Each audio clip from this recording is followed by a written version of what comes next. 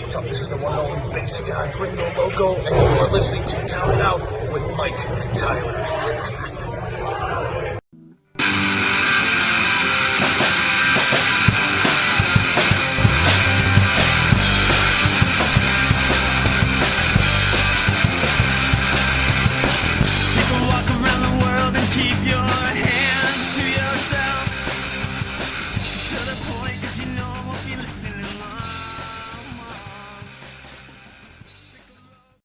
Well, we are live, pals, and welcome to another edition of the Bill Apter Seal of Approve, Count It Out with Mike and Tyler. My name is Tyler, and I am not joined by Mike again. Oh, wait a minute. You are here this week. It's so weird. I was just about to say that I was just about to say that I've upgraded my host this week, but it's just you. Welcome back officially. You know what? You've gone from hard Mike to Mike Light. For our Spotify listeners, Mike is drinking Bud Light, and I'm not calling you Mike Light. I'm not calling you hard Mike. You're lucky I even call you Mike at this rate. Hey, you called me Mojito Mike in front of a live crowd. I was happy with that. I did call you Mojito Mike in front of a live crowd. I did. That was a fun show. I almost made you call me hard Mike, but I didn't. Absolutely not. That was a fun show. Of course, you can check out the archives if you want to hear our live podcast that we did with Young Jay Lee, as well as the follow-up interview after, which was a lot of fun. Actually, we had a great time chat with him. Yeah, we did. But what's going on? I missed you, buddy. It's been a while since we've done this proper. Yeah, you know how most people do like dry. Is it dry October? Is that the thing? I think it's dry February, but I get what you're saying. There's a month where people. There's a month of the year where people don't drink, and I feel like that was my last month of not recording with you.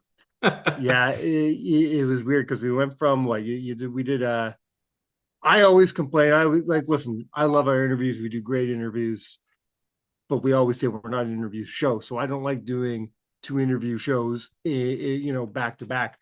We just did 3 back to back to back, and the best of a show. I'm counting that as an interview show. But then we follow that up with Ben Ortmans. We follow that up by me jumping in to save the day from you fucking it up with Young Jay Lee. Yes, I was doing a terrible job. You were doing a horrible job, so I was able to get in and save that interview. Thank Christ.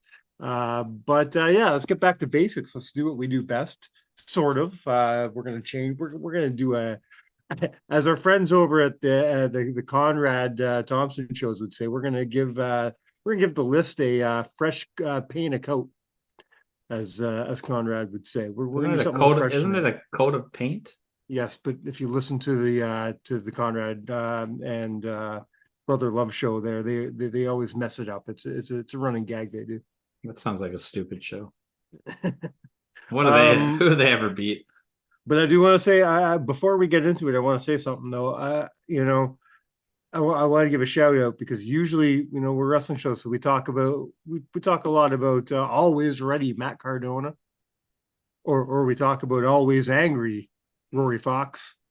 But can we give a big old shout out to Always Open Jamar Chase? My boy. That was great. I'm always fucking open. 3 touchdowns. That was a big game. Maybe win my fantasy football this week. Oh, nice. 2 out of 3 leagues. It's about time we had a good game. Yeah, we were much long overdue for that. That was the first time I haven't been pissed off on a Sunday all year. So got a call to win. And I got some turkey too. And this was the one I didn't get to watch live, of course. Yeah, well, maybe let's stop watching live, idiot. It's your fault. Speaking of live, as we're recording this right now, we are in the middle of the Tuesday night battle, NXT versus AEW, and this is so fucking stupid. All right, I think we both have a rant. We both have things to say, and I think they're going to be really different. Because mine's just about the actions of a certain individual, where I think you have a problem with the entire concept entirely. I feel we're not going to agree because I feel like I can already feel like you're overreacting. I'll tell you when I've overreacted. Here's my problem. My problem is our good friend Tony Khan, the snowman himself. By the way, you need to stop calling him that when we have guests on that potentially work with him. Hey, I didn't make up the name. You can go after Ariel Hawani for that one. That's so funny. Uh, listen, Tony, you're supposed to be a professional. You're supposed to be running this business. He's acting like a fucking child, and it's pissing me off. He stopped doing it for a few months. I haven't had to bitch about this in quite a few months, but he went full force in the last 24 hours, like full force. He made the conscious decision to take his show that plays live every single Wednesday and go head to head with the third show on WWE, the developmental show. But it was a scheduling conflict, I believe, with baseball playoffs. It wasn't his decision. Oh, okay. He got moved. He got moved, but instead of just saying, okay, Dynamite's on Tuesday this week, he went up. He's like, we're gonna call it Title Tuesday, and we're gonna do this, and we're gonna do that. We're gonna make it big, and Edge is gonna have his first match there. Awesome. You know why that's great? A little bit of competition, not a bad thing. So WWE had to tweak their game, right? Because now they're up against somebody. They're not used to being up against somebody on Tuesday night. So they tweak their game too. Nothing wrong with that. A little competition, healthy, fine. Somehow that pissed off Tony. We're gonna talk about that in a minute. Yeah, actually. I have a feeling you have something to say about that. But then Tony gets all pissed off that they tweaked their game. So he goes out of his way to call Shawn and Triple H a bunch of bald assholes. takes shots at Vince McMahon for his alleged crimes. Starts saying all these horrible things on Twitter about the WWE and taking all these pot shots. Why? Are you 12 years old? Because he's 12 years old. I know why. It's a really simple reason. He's an idiot. Yeah, he's an idiot. Exactly. Okay. He's an idiot. Stop this shit, man. I was actually I thought I was starting to gain some respect from him because the company, pretty much ever since you fired CM Punk, the company was kind of starting to get on a slow roll. They were doing some things that creatively that I've really been enjoying. The MJF Adam Cole stuff, I think, is one of the most entertaining things I've watched all year. Christian, I think Christian's in the run for probably the best heel in the company in the business right now. I want to talk about that in a minute too. Yeah. I think so far it's too early to tell. It's only been a couple of weeks, but so far they've handled the Adam Copeland signing very, very well. They've done everything right so far going in. Again, too early to tell, but so far they haven't messed it up. So, I was being like, okay, well, maybe Cody's turned a new leaf. The other than a little bit of immaturity the day after the firing, we haven't seen the Young Bucks do anything too bad. So maybe the company's turning a leaf. They're being more professional. And then the last 24 hours was just a Twitter shit show from Tony Khan, and it just ruined everything for me. Yeah. I don't agree with that at all. And as I'm watching right now, literally on Twitter, this is what my problem is with this whole Tuesday Night War thing. They have literally brought The Undertaker out for NXT. Okay. I'm furious about this. Why are you furious? Okay, like I said, you're overreacting. I'm not. No. Listen, you want to bring Cena, you want to bring Cody, you want to bring all your current roster stars. Hey, I'm all for it. Let's get the competition going. You know what I mean? Okay. You want to have edges, you want to load it up. The Undertaker is fucking special. Okay? He hasn't been on TV in almost 2 years. And you're going to fucking bring him out on NXT. Dude, they brought him out to introduce Pitbull like a year ago. Like they didn't bring him out. He did that at a concert. That's not inside the WWE bubble. He is. He's the Undertaker. You cannot sit here and say the Undertaker is not a special attraction. So they've got him coming out to confront Braun Breaker as the American Badass because he said he's not going to be the dead man anymore. Yeah. Right. Wait, they're using him against Braun now too? Yeah, they have Braun Breaker. Okay. Well, see here earlier in the show, Braun Breaker had a showdown with John Cena, and Cena actually got him up for the FU, and he jumped out of the FU, which I thought was great. It doesn't weaken Cena, but it makes Braun look great, especially as a heel character. I love that they put him up against Cena. You don't need to run that same spot twice in one night, though, with two different legends. Listen, you've got Cena, you've got Cody, You've got who else do they bring? I'm agreeing that they don't need the Undertaker. This is silly. It's a No. random fucking Tuesday on NXT. Like, Mhm. even if AEW beats them in the ratings, who gives a shit? What does it It's mean NXT. next week? Yeah. What does it mean next week? Nothing.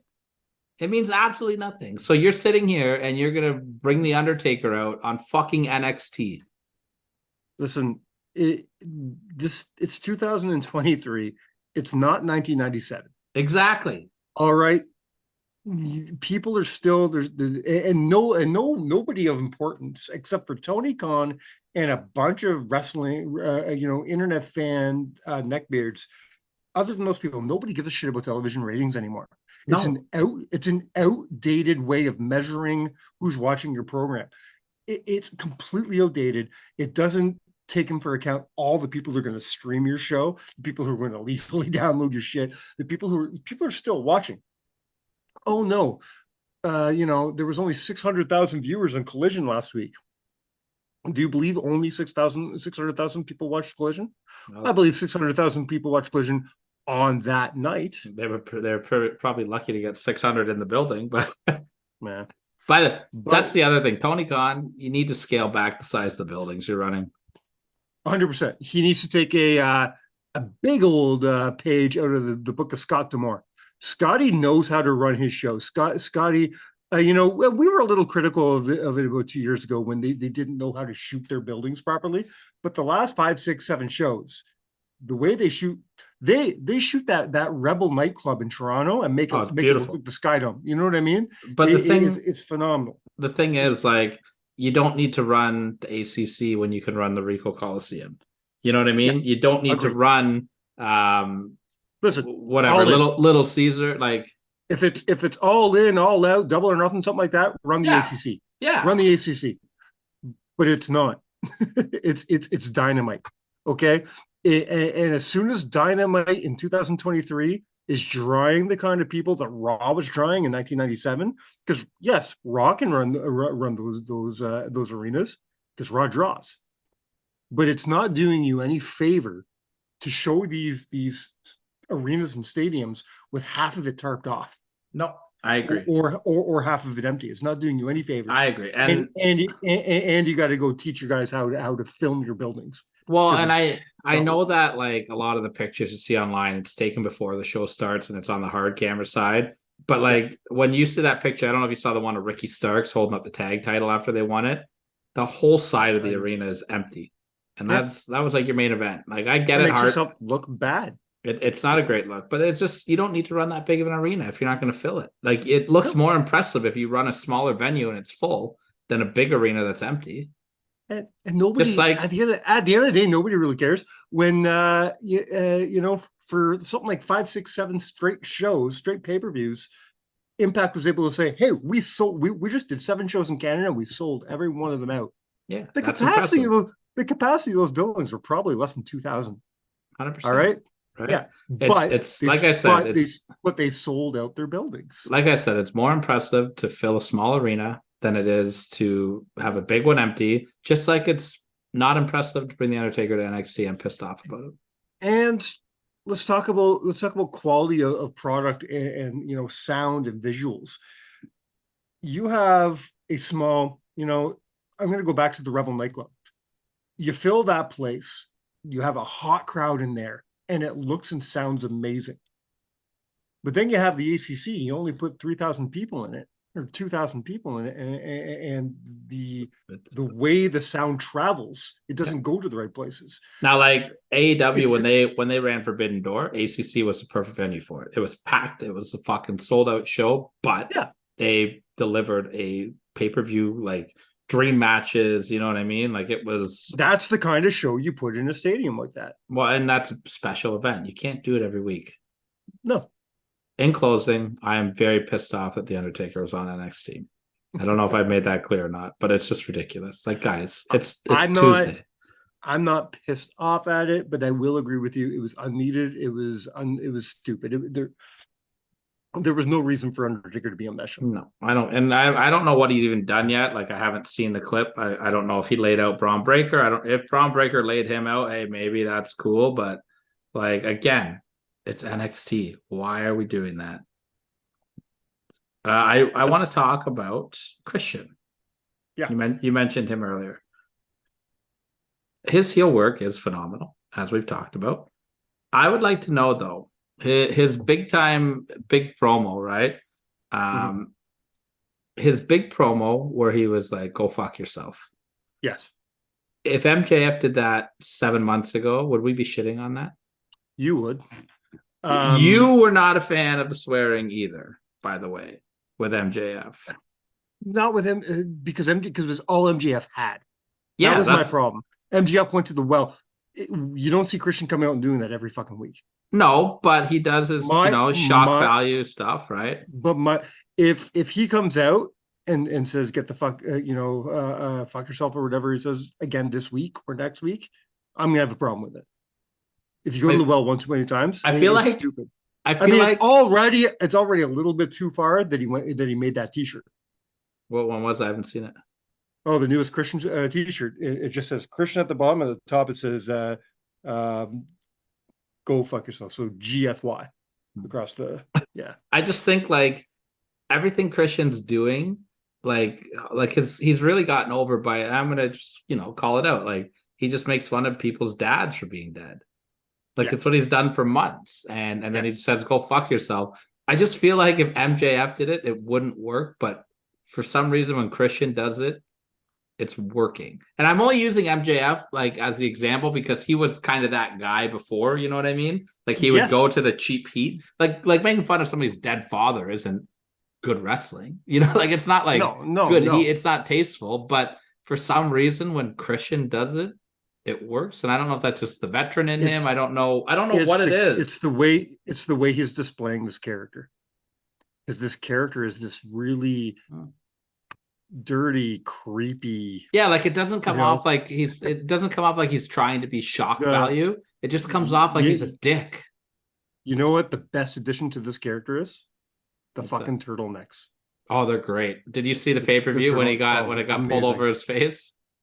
Yes. I was dying laughing. I also like that Nick Wayne's with him now. I like that too. I like that. Can I say I hated his match with Darby Allin? I also did. I was very uncomfortable watching that. It's just unnecessary punishment. Yeah. The match. The match was like. I'm not going to sit here and say the match was terrible because it was. They did fine, but it was just unnecessary. Like those steel step slams were. Mm-hmm. They did them multiple times. Like the one clip has gone viral, but that was like the third slam like that. It was just. This is going to be very unpopular. This is going to be a very unpopular opinion, but I'm willing to say right now that my opinion is that I do not think Darby Allin is a talented wrestler. Yeah, I'm not big on him either. He's got this aura to him and this uniqueness. When I understand the draw to him, but I don't enjoy watching people kill themselves like that. Yeah, that's why. But outside of that, what does he have? Sting. But exactly. I mean, Sting has done a good job of getting him over as well. At least Nick Gage is entertaining in the ring. Well, you can't say, but you can't say Darby's not entertaining in the ring. Me personally, I can. I do not find him entertaining in the ring. I don't. My personal opinion. I've seen him have great matches. That style's just not for me anymore. I don't want to watch the Mick Foley style anymore because like you see how all these guys walk around now. I don't enjoy it. And that's not to take away from it. Like it's the same thing for me with deathmatch wrestling. I don't want to see it because it's not necessary to me. I'm not shitting on deathmatch wrestling when I say that. It's just I don't enjoy watching people actually get hurt. Like wrestling is a work. We work together. Like I don't want to see Darby Allin separate his shoulder on steel steps on a reckless slam. That's it, right? That that was Darby's spot that he called, not Christian. Like that's a Darby thing. Christian's never done 100%. Stuff like that before. Christian's taken his bumps, don't get me wrong, ladder matches, blah blah blah. But yeah. What else did I want to talk about? I said something in the car. Was that it? That's all you told me you wanted to talk about. You said Christian and you wanted to cry about the Undertaker, and that's about it. It's still real to me, damn it. No, now you brought up Undertaker again. It pissed me off. You like my Van Landen shirt? I have something. I love your Van Landen shirt. I'm sorry. How do you pronounce that properly? No, you don't get it for free on the show, folks. Sorry. Like No, that. I no. like that. I actually Um, let me talk about Barry Wrestling really quick before you move on. The show was this weekend. It was the most fun that I've had being a part of a Barry Wrestling show so far. The wedding. You only ever say that when I miss the show. You like, well, I mean, I'm talking about for me personally as like from a performance standpoint, because I got to cut a promo for the first time ever, and that was super exciting. I got to be a part of the wedding very shortly, which was also super exciting. Let's not pull too much back. Okay, this show is coming out as you're listening to the show on Thursday. It'll be available on IWTV. It should be. It almost always comes out the Thursday after the show. I have not seen this show. I will not get to watch this show until Thursday. So please do not spoil too much for me. I will not. Go away, Maya. No, that's Lucy. Oh, and it's Lucy. Mia, not Maya. Oh, Lucy, don't destroy the recording. Okay, we're good. She stepped on the keyboard. I got nervous there. I will not spoil. What is your question? I didn't have any questions. I'm just telling you. Oh, I thought you were gonna ask something. Don't pull the curtain back too far because I want to mark out for this show. I've told you a little bit about the actual like in-ring stuff. I will not tell you anything about the wedding because it's phenomenal. They did the wedding of Kyle Boone and Shiloh, and it was, if you follow Barry Wrestling or know Kyle and Shiloh as performers, it was everything that you wanted it to be and more. It's fantastic. Great main event. I got to announce Trent Seven, which was super cool for me. And what a great guy Trent Seven is inside and out of the ring. He ran a seminar before. It was fantastic. He was Are you good? My girlfriend is ready to sneeze in the background. I'm trying to time out the muting of it, but it was a false alarm. So anyways, Trent Seven and Alexi Nicole might have the match of the year on independent wrestling right now. They really tore it down. I'm really excited for that. I got to cut a promo. That was so fun. I did a segment with Kyle Boone in the opening. Channeled my inner Earl Hebner there. I got a little physical with him. That's that. Maybe I did get to see a video of that. Yeah, I'm excited to hear it with the commentary. The whole show from start to finish show was just so fun. Everybody was in such a great mood. The vibes were really happy. And from an in-ring standpoint and an entertainment standpoint, this is in the top two best shows of the year, in my opinion. I wish I was there, but I love that you told me that fans dressed up for the occasion. Fans were in suits. Yeah, I wore a full suit as well. It was really funny. I saw that. Yeah, all the camera crew and Brian Weiss, they all had bow ties on, which I thought was amazing. Chrissy fell again. That was really funny. I saw that. Well, I didn't see that. She mentioned something online. Poor thing. It was funny because it wasn't fun. Like, she was okay, so it was good. But I think she tripped over Bobby Orlando, or Bobby Orlando tripped her, or something like that. It would have been really funny if it was Holden. Well, Holden was the next match out, and Holden and Chrissy are really good friends outside of the shows. And Holden walked by and kind of pointed at her, and Chrissy just flipped him the bird after. It was really funny. It was just a lot of good energy in there. Brad Myers, of course, it was his big celebration night. He's getting married next week. This week actually. So congratulations to you, Brad. And I'm just over the moon. I got to live out a dream of, I got to cut a wrestling promo in a ring and be involved in a small angle. It was so much fun for me. So thank you to Kyle for allowing me to be a part of his special day. Well, I'm happy for you. It sucks I had to miss this one. I do have the weekend off, and I will be at the next show, November, which is now labeled as 9 Lives. And the return of Jody Threat.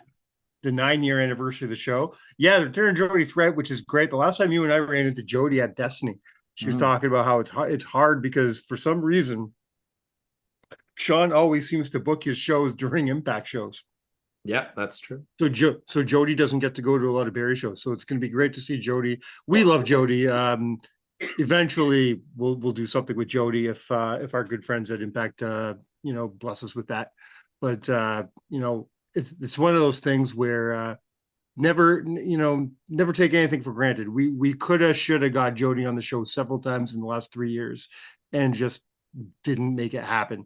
And now It's Well, and that's kind now of she's a my big star, right? that's like my mind frame, and I know I've been pushing for more interviews with you lately. I'll pull the curtain back on the show. Like I want to do more interviews with some of our local talent because I think about that. I think about Jody and a couple other names that are they're we take we Dude, take there was what, something like 9 names from our, you know, grouping of people on the PWI this year. yeah, which is Like great. that says something, man. You And know, that's not even counting, you know, the extended people like your Jody Threadsing, your Josh Alexander's, Josh Alexander, who I still consider part of this family because he's from, you know, Barrie Wrestling. He's from Destiny's Wrestling. He's from our neck of the woods. Daniel He works, Garcia. these guys. Josh is in the top 10 of the PWI this year. The Yeah, top 10. He's one of yeah. our guys. He's one of, you know what I mean? That's huge. It's amazing stuff. It was cool at the Barry show too when Young Jay Lee made his entrance. Somebody was holding his page open from the PWI 500. That's amazing. Which is super cool. I just want to call out PWI on one thing. I don't call you guys out a lot.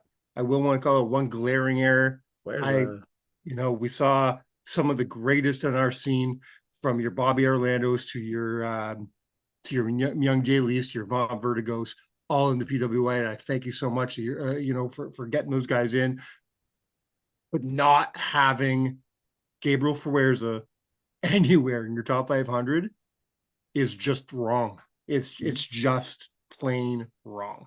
And that's another name. That's another name I want to get on for a proper interview too. Like we've had him on the show for a Barry Wrestling preview show, but yeah, like Fuerza, and unfortunately he's got a knee injury now. But Fuerza, I'd like to get on the show. Mark Wheeler, I'd like to get on the show. Like, we just have so much talent. I enjoy Jesse that. V.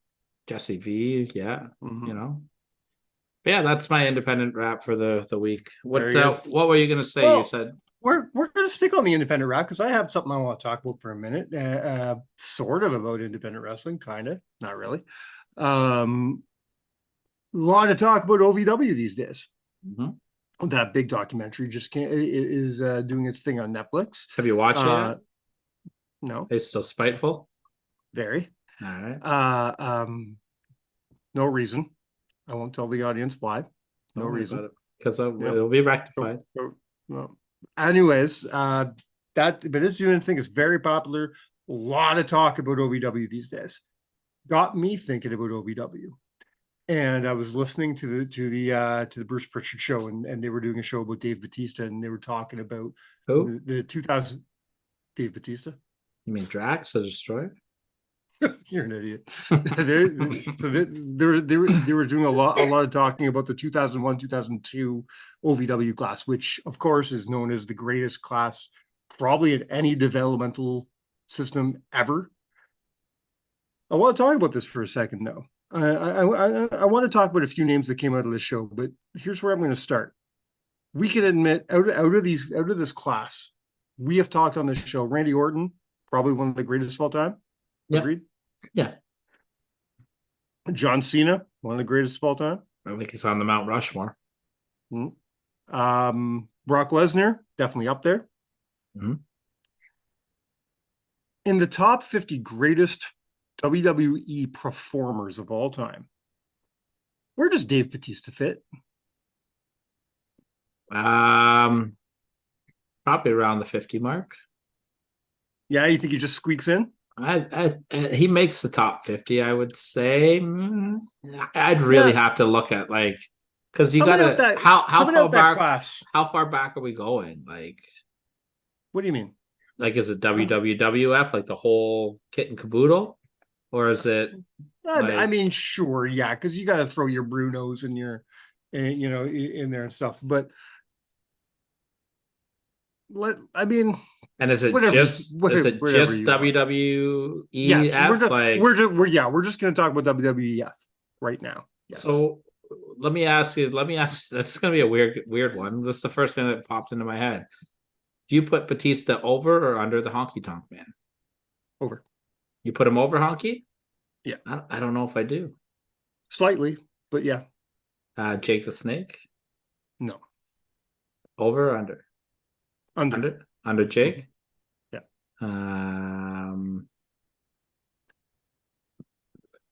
Yeah, I don't know. I think he's around the 40-50 range for me. All right. Well, at least he made it. I don't know if a lot of people, if some people would even put him in the grand scope of things. I find that very interesting, considering who he came up with, because on paper, you know, when he comes in, the look he had,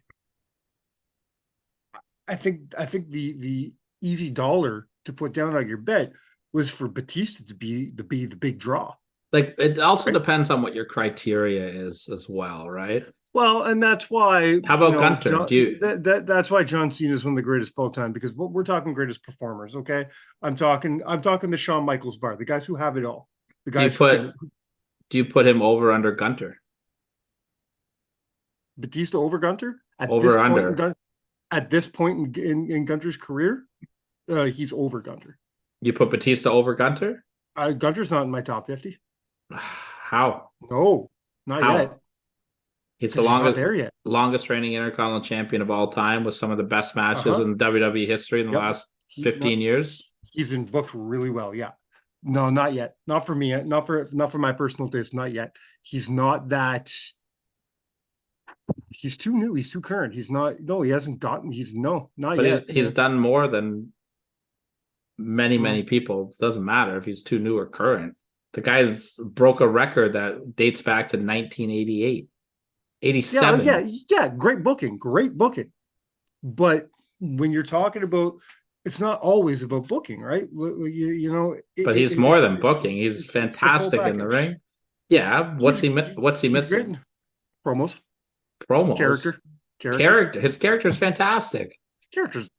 It's okay. His character is fantastic. His promo, I don't hear a lot of his promos, but he's well It's okay spoken. at best. Batista okay at wasn't. best. Batista wasn't a good promo, No, it wasn't a good promo. That's and why he he's not. wasn't really good in the ring either.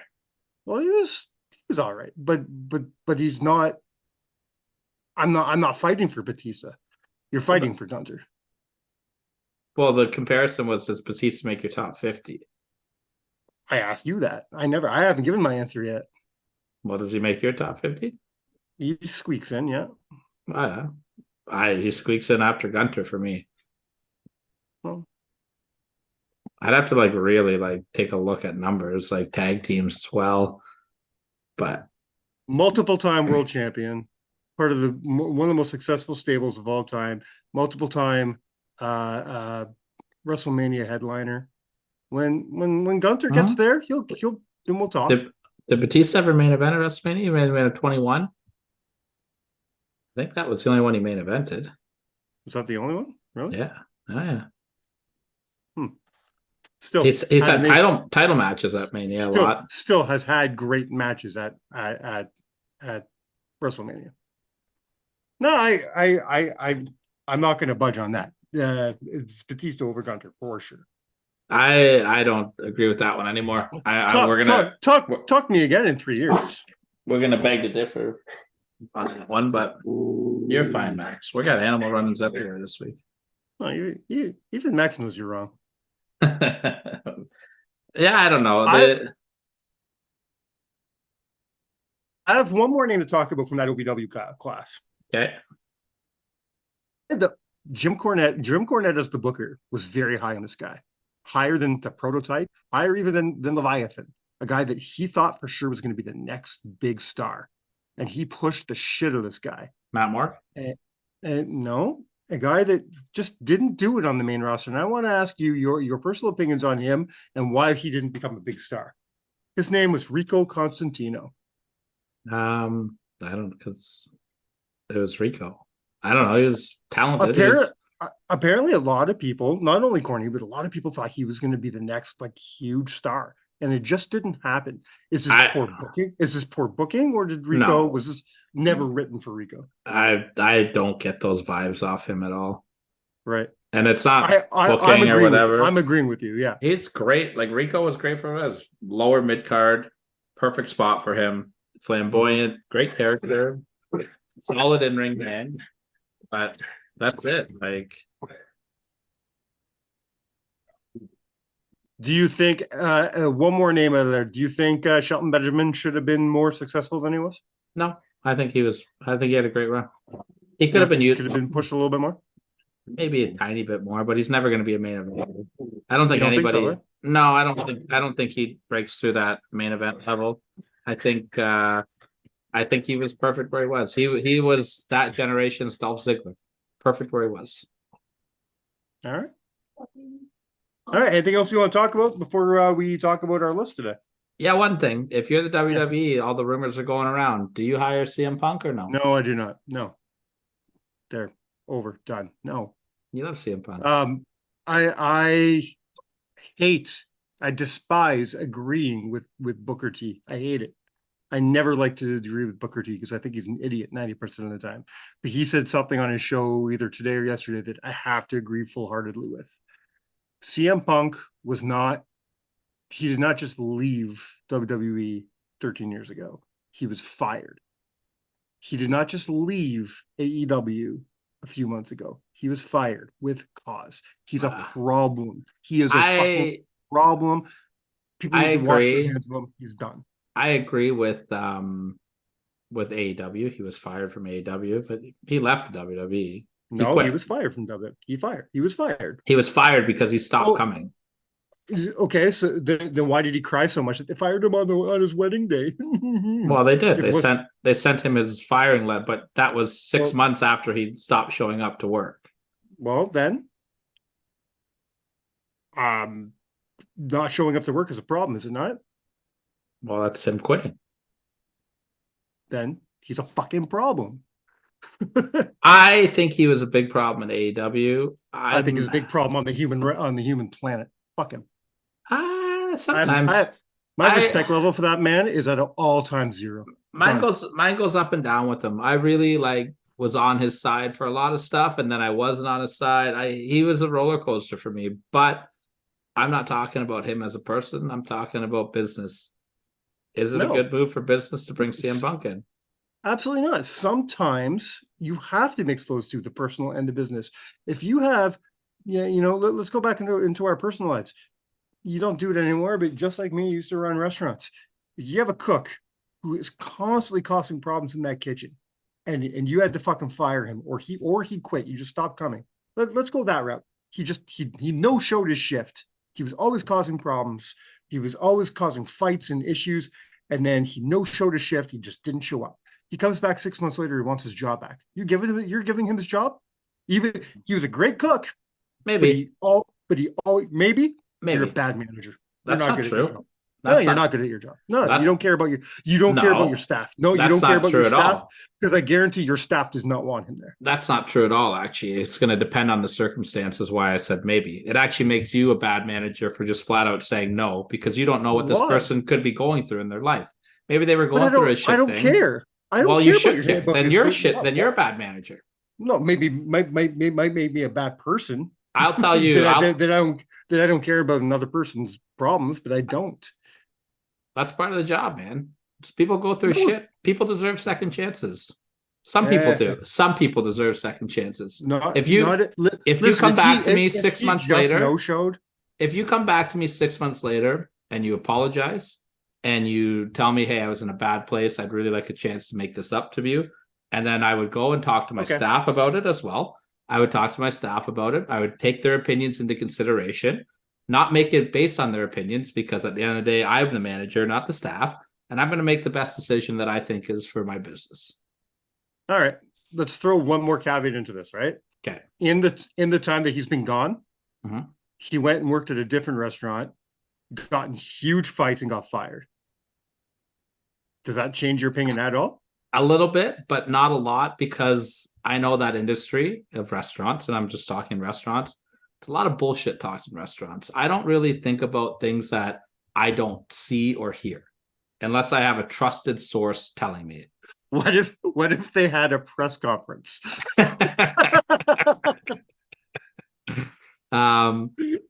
Here's my problem though with WWE. What if he brought his dog to work and it bit somebody? I'd be okay with that. I like that. Okay, but here's the thing though, and this is going to be a shame on WWE. WWE is kind of teasing CM Punk coming back. Yeah, and I don't like that. But if they're going to do it, whatever. But if you're not going to do it, you're just using the guy's name for a draw. I think that's stupid. They're setting themselves up to have a disastrous pay-per-view in Chicago at Survivor Agreed. Series. Agreed. Now I don't care. Bring and them. this was another thing Booker said, and this is another thing Booker T said. Booker T flat out said, "We don't need CM Punk in Chicago. We're gonna do a good show in Chicago. We're gonna Yeah. fill the house in Chicago, and we're gonna get a good crowd in Chicago." He says, "We don't need CM Punk. However, what we he goes, he said we don't need them thinking Punk's gonna be there either." And I now, couldn't agree- but and I couldn't everybody agree thinks with he's that more. coming. But everybody thinks Yeah. he's coming. It's too late. So dumb. Yeah, dumb. It's too late. They've already shot themselves in the foot.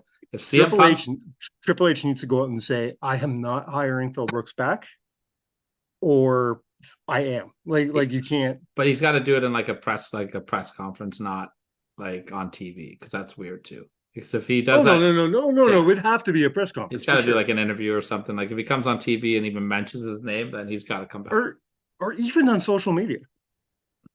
Even still, Twitter's such a work. Twitter's a work. I was gonna say, well, that's where Vince McMahon retired, but I guess that was a work, wasn't it? Twitter's all a work. Like so much of Twitter's a work. 100% it is, right? Yeah. Like if you don't want to bring CM Punk back, and that's the rumor today. Oh, Punk's not coming back. Then stop fucking teasing him. Yeah, I agree, man. It's stupid. I don't like if Punk comes back. Whatever. It'll be entertaining TV. And then they'll play the stupid card saying, "Well, we never teased it." So, It was just a coincidence that Corey Graves said that one line, and that and then another line, and then another line, and another line. Yeah, no, that's a CM Punk. Like that's the famous CM Punk line from Ring of Honor with his big promo where he turned like. Didn't they kind of do the same thing with Cody? Weren't they dropping little hints like that a few weeks before Cody too? I don't think so, but everybody just knew it was Cody. Like yeah, like it wasn't a well kept secret, which was good. Like those are good. Going back to tonight's stupid little Tuesday Night War thing, can I say one thing that's kind of funny about tonight? You got NXT or WWE with the first person you see on TV being led because he was the GM tonight, being led by Cody Rhodes. WWE led by Cody Rhodes and AEW led by Edge. Yeah, everyone was laughing. Edge versus John Cena in 2023. I think it like having Cody come to NXT should have been made a way bigger deal than what it was. Yeah. That's the house that his dad built, man. 100%. And it's cool that he used his platform there to announce the return of the Dusty Classic. That was great. They made him the general manager for the night, which means he probably did nothing, because I can't remember the last time a stand-in general manager did anything for. I think he made LA Knight a referee for a match. Was there more main roster guys on this show than there was NXT guys? Yeah, which also, have some faith in your brand. Like, that's what I'm saying. NXT, I don't watch it, but I read about it, and they're getting a buzz going again. Like, yeah, I think it probably could have stood up. Did you, by the way, speaking of old school NXT, did you see DIY's promo that they put out on social media? They brought it back. They brought it back. I was so happy. So good. And it happened to be like that. Wasn't that like the day of that the Dirt Sheets broke the fact that Bobby is no longer on the internal roster in WWE. It doesn't look like he's going to wrestle anymore. Oh, really? I didn't know that. Yeah. So they took him off. So they have what they call the internal roster, which I guess is just what they use as these are the guys who wrestle for this company. Bobby's no longer on that list. Well, because I know he had to go in for a second neck surgery. Where Bobby is in that company is yet to be seen. I believe we're going to see Bobby in a producer role or something like that. He has been producing for the last little while. Unless Bobby decides I'm not done, and maybe he'll go back to Impact or finish up in Impact, or maybe even to AEW. Who knows? Well, he could come back to WWE. He very well could. Very well could. There's nothing saying he wouldn't. But it just so happened to be that very day they announced that on the Dirt Sheets. I think it was Fightful that announced that. And then all of a sudden, DIY puts out that promo. I was so happy to see that. Oh, man. Back. And then I just love the door opens and you see Doc Hendricks there. I'm like, oh, this is going to be good. It's great. All right. I also like that you call him Doc Hendricks. He'll never be Michael Hayes to me. I get it. Like here's the thing. I didn't grow up with the Freebirds. No, right? neither did I. I learned about the Freebirds later. I grew up with Doc Hendricks and Todd Pettengill. Well, You know what I mean? So he'll always be Doc Hendricks to me. Why don't you hit that pause button? Let me refresh the oh, old I was really hoping you were going to model. say that because I could use a top up myself. So we'll be back in a jiffy, but you'll never know because I'm a great editor. Ah.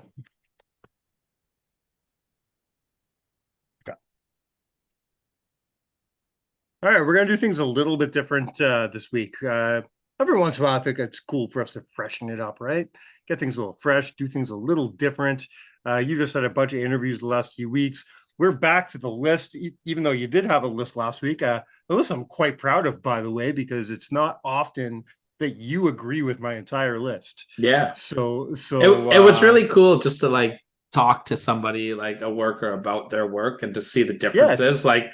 Like how Yeah. his favorite match was Judas Icarus, and we which love was the my number black 4. and we love the Blackwood match, and that wasn't his favorite because he blew up during it. Like it was just Yeah. cool to I really recommend guys listening to last week's show. Even if you just want to hear like one of the top wrestlers in Ontario and North America right now break down what it's like some of his best matches. Yeah. If you don't want to listen to the whole hour and a half, like skip 40 minutes in and listen to the last 40 minutes of the show.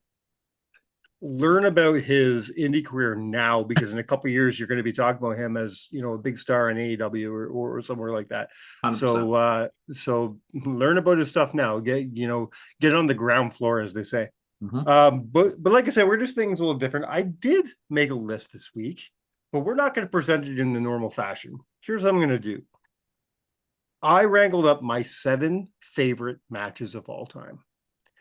And when I say favorite matches, what I mean by this, these are my go-to matches. These are my, if I'm having a bad day, I can put on this match and it makes me feel better. These are not the greatest matches of all time. Okay, so let's put that down right here. This is not Mike's greatest matches. No, this is Mike's favorite matches. These are the matches that make me happy. The 7 matches that I've watched more than any other match on the planet. The match that I could probably, you always hear wrestlers say that they can choreograph move by move Savage and Steamboat. I could probably do that with these 7 matches. I've watched them so many times, and we all have matches like that. I'm sure you have matches like this. Yeah, the test is today. You and I have been doing this show for nearly 4 years. That's crazy. Nearly 200 episodes we're coming up to. And in those 200 episodes, I'd like to think you and I have gotten to know each other pretty damn well. False. I actually don't ever listen to anything that you say ever. So this is going to be really hard for me. You're an asshole. You have become one of my closest and most dear friends. You're my top 50. You're right after Batista. Right after Batista, thank you. But I'm nowhere near Gunther. No, absolutely not. Who'd you ever beat? But I want to know if you can guess my top 7 favorite matches based on the style of wrestling you know that I like. And we've talked about this. Some of them are going to be pretty easy because I think I've got 3 or 4 of them that I'll know off the top of my head. But I think at least 3, I don't know if you're going to get. Because like I said, these are just matches that make me happy. These matches that if I'm having a shit day, I could just throw on YouTube and watch. So how's this format working? Are you giving me clues like from 7 down, or do I just have to say matches like off the top of my head? You can guess the matches, and you get an extra point if you guess where it is on my list. Okay. So if you don't have to get them in order, but if you guess a match correctly, I'll say yes, it's on the list, and then you get an extra point if you can guess where it is on the list. All right. Well, let me bang out the easy ones then. Bang out the easy ones, and then for the rest, you can just ask me questions, and if it's not, and I'll give you hints. Okay. Well, I think number 1 is Bret and Piper. You think that's my number 1? Yeah, that's based on what you've told me for 4 years of our friendship. Wrong. Well, I have mentioned my number 1 match of all time, but it's not Bret and Piper. Bret and Piper. Oh, it's the I Quit match. Sorry, is your number 1. Well, it's a submission match, but whatever. Bret and Austin. So Sorry, Bret Hart's your favorite wrestler, so we have to get that out of the way. Brett and Austin is my number 1. Brett and Piper from WrestleMania 8 is my number 5. Number 5. You talk Yes. about that match like it's freaking the second coming of Jesus. Dude, we're talking about 7 matches out of a billion. That's pretty damn good. Piper Valentine will be on there. Dog collar match.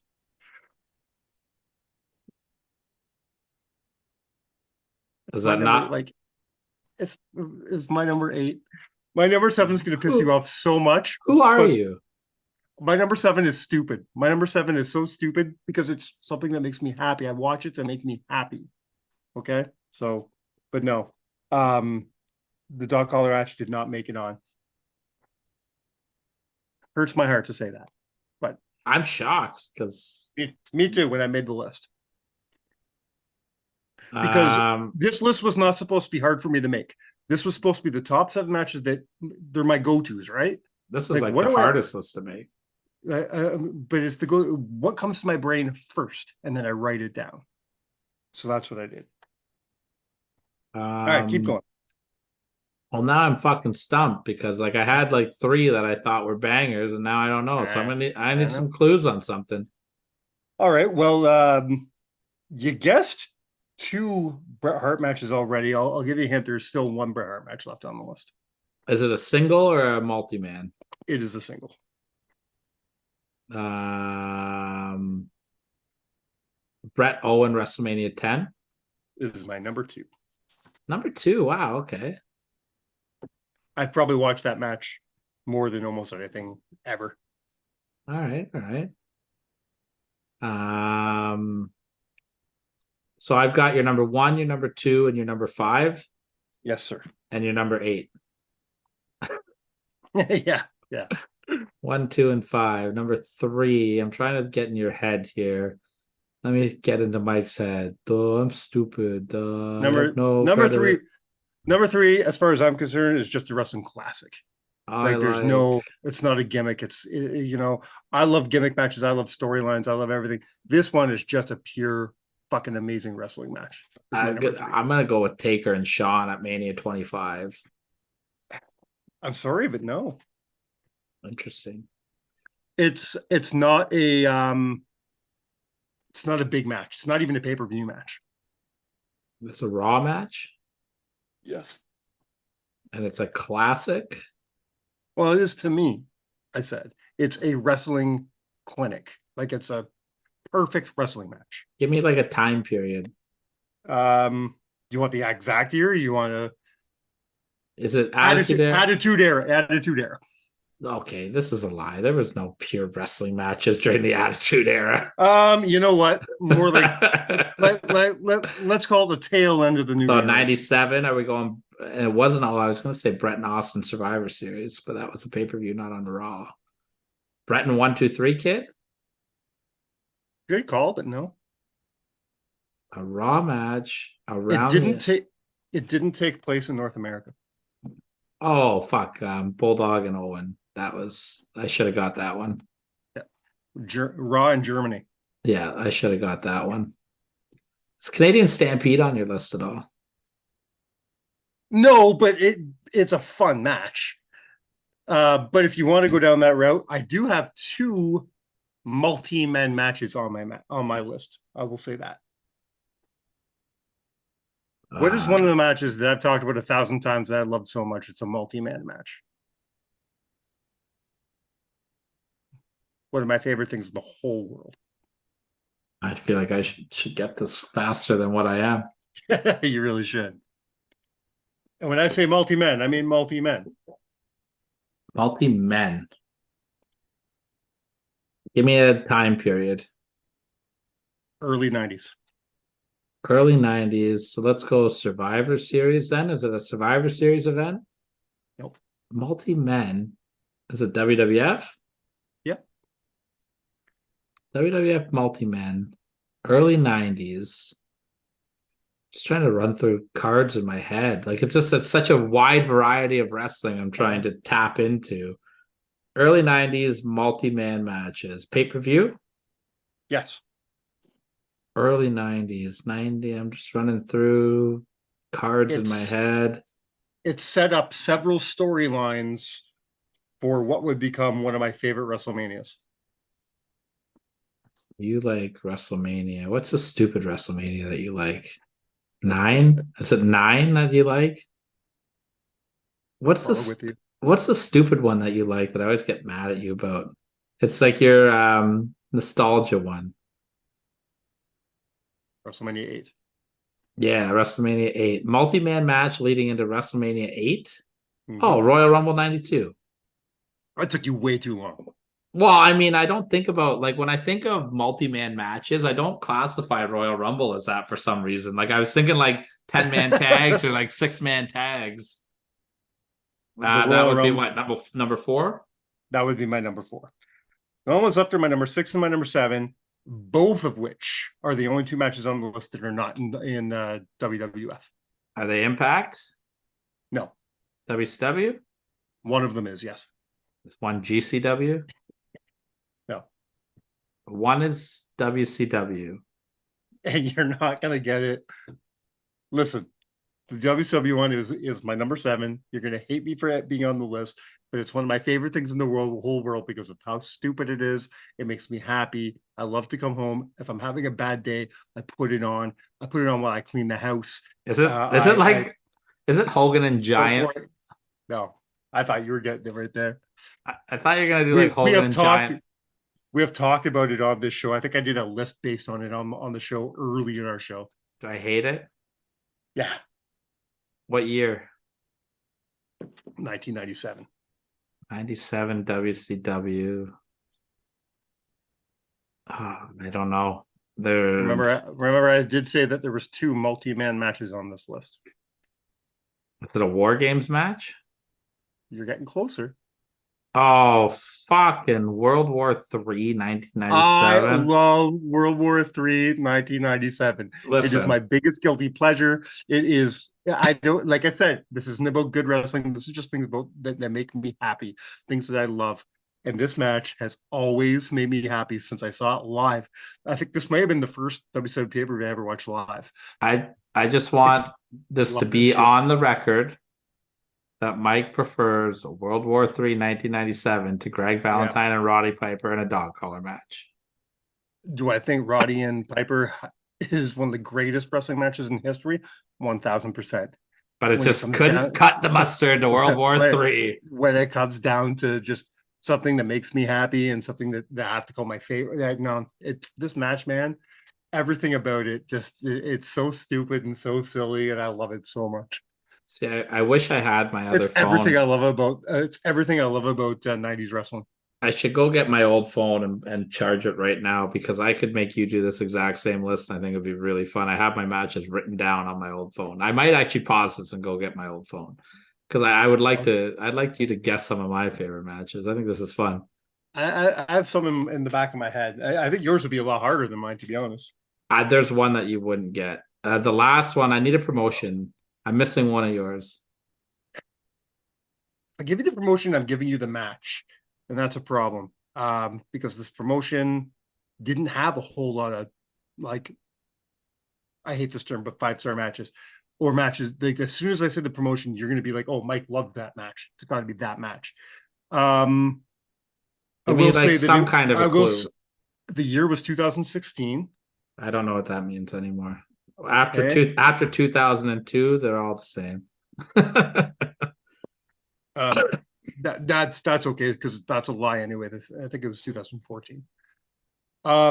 This was a promotion that did things differently than anybody else, differently than Impact, differently than than WWE. They shot themselves as a weekly television show. So it'd be Lucha Underground. Go with that. But I don't know enough Lucha Underground to even guess the match. The death one, the casket match. Not a casket match, but or like it's Vampiro Phoenix. versus okay. Vampiro versus Pentagon Jr. I wouldn't have got that one. No, I knew you wouldn't. But that is one of my favorite matches of all time. It really is. I'm trying to think what mine are off the top of my head. I am shocked that Piper and Valentine. I shocked myself. Or maybe when I made the list. I just forgot, and I'm trying to make excuses now because I can't go back. Now, do you want to go get that phone, or can I just start guessing at some of yours? I'm just trying to write them down like right now because I had to add one, and this is in no order at all. My first guess is the first ever War Games. That is on my list for sure. I don't have a Okay. number. I'm not doing number system for it, but No, that's fine. There's got to be Flair and Vader. no, that is not on my list. I don't think Flair's on my list at all. Sting and Vader. No, Sting's also not on my list at all. Sting's not on your list. That's surprising. No, I'm just trying to think. I know I'm missing one of my favorite okay. matches of all time. Here's the problem. You fucking love tag team wrestling. How much tag team stuff's on your list? Shockingly, only one. And I'm going back and forth between a second one. Is it the Brainbusters? It is. Heart Foundation? Heart Foundation Brainbusters is on there. Yeah. Okay. I just made a list off the top of my head right now. I know I'm probably missing something. I expected a lot more tag team wrestling on here. I did too. I really wanted to put. I'll tell you one that's not on the list, just because you already. I really wanted to put DIY versus the Revival 2 out of 3 falls because I was there live and that match was incredible. But it just made it was my Piper Valentine. You were at Mayhem too. I mean, let's not go. Get me some Sting and Bret Hart on there. Let's go. Speaking of Bret Hart, is he on your list at all? He is. Or do any of our matches copy? Yeah, I mean, you can. I'll tell you the one because it's either the I Quit match or Survivor Series. Nope, not Bret Nolan. Okay. It'd be Austin, Bret and Austin. Off the top of my head, I can't make up my mind between I Quit and Survivor Series. Okay. Is that the only Bret match? Yep. Okay. Is there any Shawn Michaels on your list? There's one Shawn Michaels on my list. There's one Shawn Michaels on your list. Taker? Yep.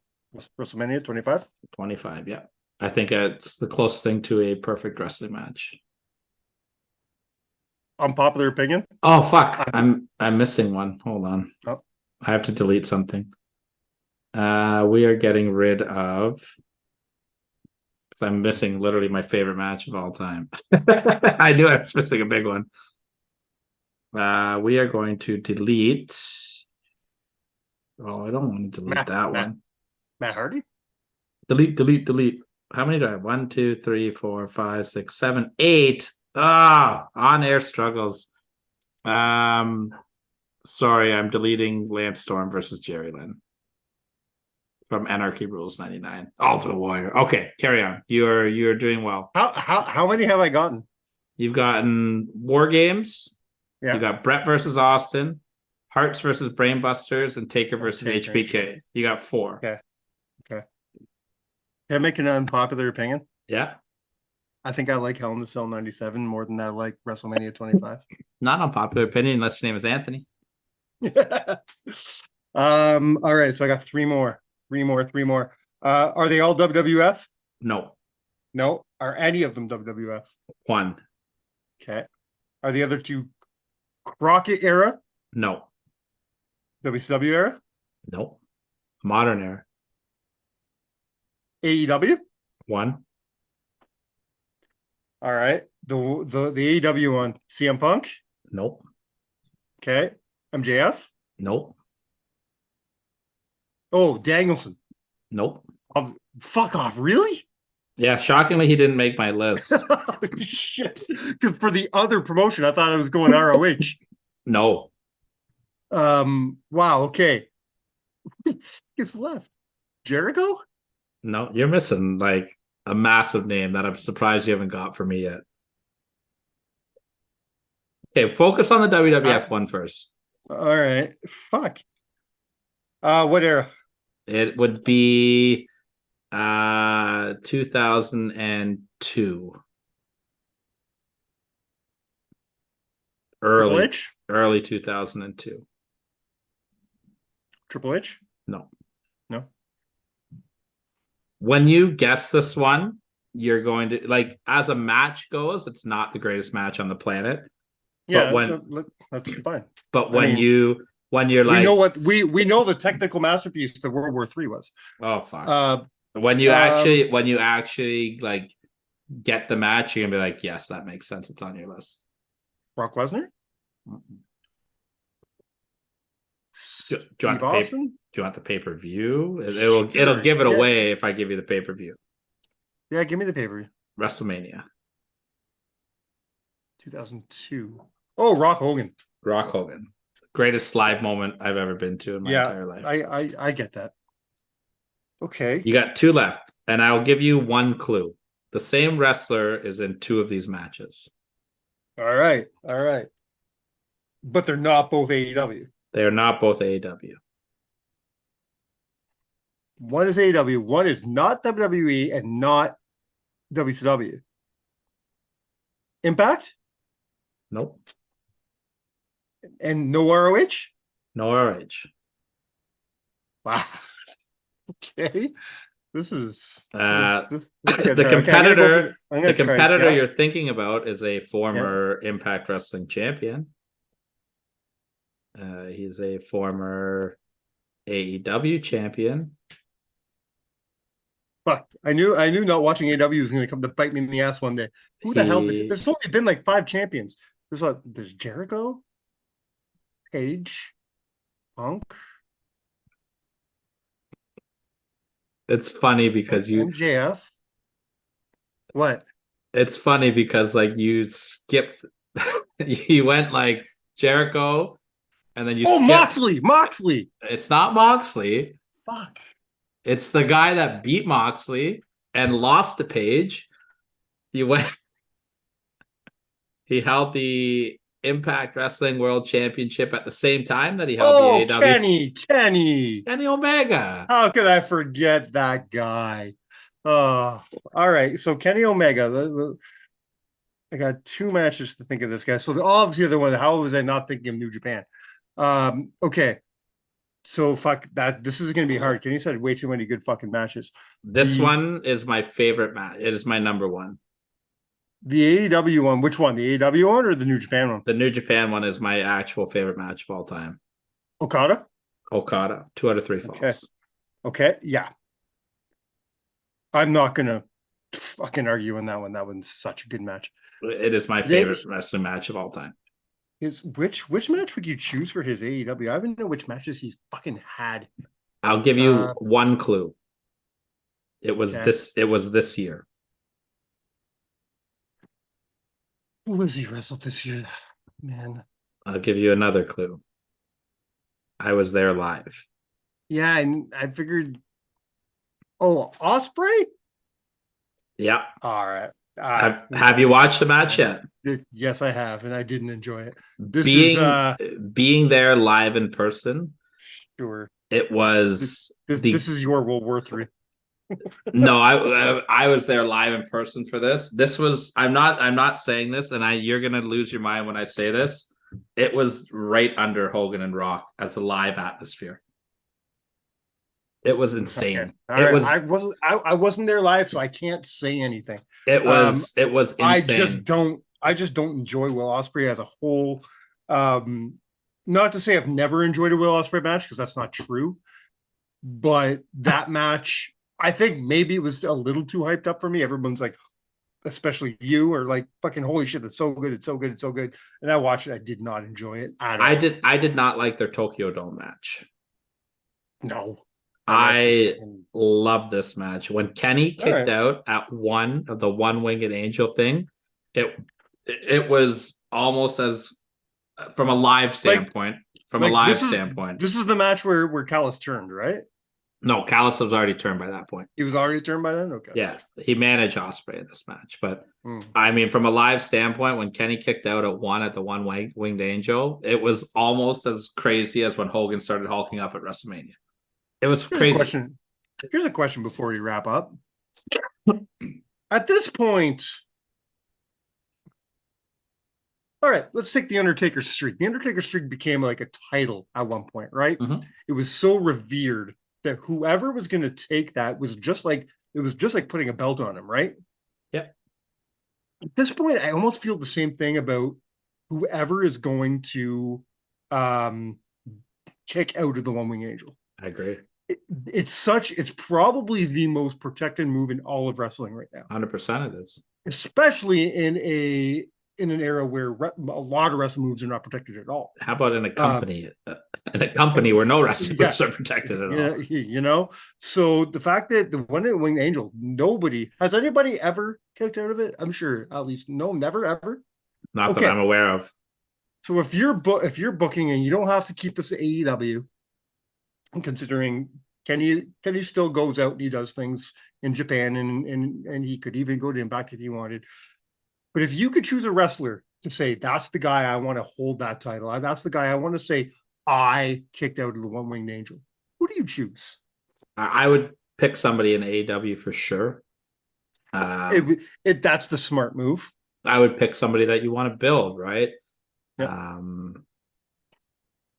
I'm thinking like a Jungle Boy. Yeah, like it would be like maybe an MJF. In all honesty, I don't think MJF would be a great one. Jungle Boy, I don't know if he'd be quote unquote strong enough. No, I don't. You know what I mean? I don't think if you're looking at the pillars, so the pillars, it also has to be somebody that it has to be believable. It has to be like, wait, he kicked out, but all those other like Okada couldn't do it, and Ospreay couldn't do it, and this guy couldn't do it, and that guy couldn't. Like a guy like Dragon, but I wouldn't pick Dragon because he doesn't need it. You know what I mean? Mm-hmm. Claudio would be a good one. Claudio, Joe, maybe maybe too not. Late. Too late for Joe. Kingston. I don't think you're going to get him in that main event picture, right? No. I would probably go with MJF, which, by the way, they kind of teased an MJF Kenny match. I don't know if you saw that on Being the Elite. No, I didn't. And MJF's been really funny. Like he's been like playing babyface on Twitter now too. Like he was sticking up for the Young Bucks the other day on Twitter. I don't know if you saw that or not. No. And then on Being the Elite, he came into the dressing room. I don't watch Being the Elite. I just saw this clip. I'm sorry. On Twitter, I did see that Twitter post. Yeah, yes, I did. And then on Being the Elite, he came into the Bucks dressing room, and they're like, "What are you doing in here?" He's like, "Hey, I've been baby facing you guys. I stuck up for you on Twitter, blah blah blah." And they're like, "Yeah, you have. You know what?" And they were like hugging and whatever. And then he gets to Kenny, pats him on the back. He's like, 42 more days, motherfucker. I guess until he beats like his title reign or whatever. Record, yeah. So I just thought it was so funny. Like MJF is maybe the best thing in wrestling right now. I don't know. I'm loving it. I'll give AEW this much. They are doing, for a guy who enjoys a good laugh, they are doing some of the funniest stuff I've seen. The Adam Cole Kingdom stuff, that segment they shot not long ago with the Adam Cole goes to Roderick Strong's house and the scooter. It's one of the funniest things I've seen in a while, man. Very good. Roderick Strong alone. Roderick Strong's doing some very funny things right now. I really love the idea that it was Adam Cole in the MJF mask that laid out Jay White. Ooh, you like that? I love it because if you have it, because there was 4 of them there, right? Yeah. Adam Cole, Roddy the Kingdom, and then you bring in Kyle O'Reilly back. Yeah, he's got to be due soon. You know who I think they're going to put in that spot? Who? Because when he comes back, what are you going to do with him? You might as well give him a push. I think it's going to be Jungle Boy. I don't think so. I think you're living on a 3-year ago dream with Jungle Boy. I'm not saying I want it to be Jungle Boy. I'm saying I think it's going to be Jungle Boy. This doesn't make any sense, though. Why would Jungle Boy lay out to help MJF, right? I'm sorry. Do we live in a world where things in AEW has to make sense? Tony Khan has been Dave Meltzer's Booker of the Year, so I don't think he's going to be this year. Meltzer's has nothing nice to say about AEW lately. Meltzer's a mark. He must be off the payroll. He's a mark. Last thing I want to talk about before we get rid of this thing. This is Inside Baseball. I hope you've all seen what I'm about to talk about. It's a video I sent to Tyler, but let's just talk about it because it's really funny to me. You saw the video I sent to you of The Undertaker, Shawn Michaels, and Triple H talking about the super kick not being protected anymore. Yeah, it's an older video. Yeah, And I it it's is. the first Yeah, I've seen it. And the fact that Triple H basically said, "You're the millennials, DDT." great line, eh? That's so good, man. So Yeah, good. that is a great line. Yeah, yeah. And then the Undertaker's just like, yeah, they use your finisher right after the lockup. Right? No, he said right after a kick up. Lockup. He said kick up Oh, because said he lockup. was making fun of AEW because like the clip that you sent me had Phoenix doing the nip up after. Yeah, I know. But he said lockup. Are you It's okay. sure? Yeah, I'm gonna go because the back and lockup's watch the this. beginning of the match. You I should. understand that, but what I'm saying is everybody I on know. everybody on Twitter when that clip came out was like, "Oh, the Undertaker is making fun of AEW because the night before they did that, Phoenix did that spot." Hmm. Oh, whatever. Well, anyways, time for the Warrior to take us home. You have anything Yes. left to say? I might do a Terry Funk list next week if we don't have an interview. You absolutely should do a Terry Funk list. We're long overdue. It's ready to go. All right, It's in the chamber. let's do it. All right. Locked and loaded. Watch Barry Wrestling on IWTV Hit the subscribe buttons, motherfuckers. and subscribe to our YouTube channel. That would be I wonderful. I believe I challenged you a while back to get us to 500 before our 200th show. We're quickly getting to our 200th show, so get us to that 500. And we are not quickly getting to our 500 mark. No, Oh, we're Come not on, bad. Hey, we're at 435. That's all right. I would hit those I- buttons. Tell your friends. Tell your grandma. I bet she's hot. Get her to listen to my show. Do it. yeah, we'll go with that. Yeah. All right. I And got nothing else until to say. next time, on behalf of another great show at Barry Wrestling, with yours truly, not me, this guy right over here. Me. They call him TCO over there. Unless Devin Jim flubs it and calls him TKO, which Unless- always makes me laugh. But I wish Kyle Boone was supposed to call me Mike in our Oh. segment, and he forgot. And I just thought that would have been the greatest spot ever. My favorite so far is when John Atlas called us the Mike and Ike show. Mike and Ike's, yeah, that was great. Watch Barry Wrestling this coming Thursday, the day you're listening to the list. Go over to IWTV. Check out Barry Wrestling. The show is called Karma. This is why we can't have nice things. I can't wait to see this show because I wasn't there. If you were there, go check it out as well. And until next time, on behalf of my favorite wrestling matches of all time, including the amazing World War III 1997, Ugh. you have been counted out. Cheers.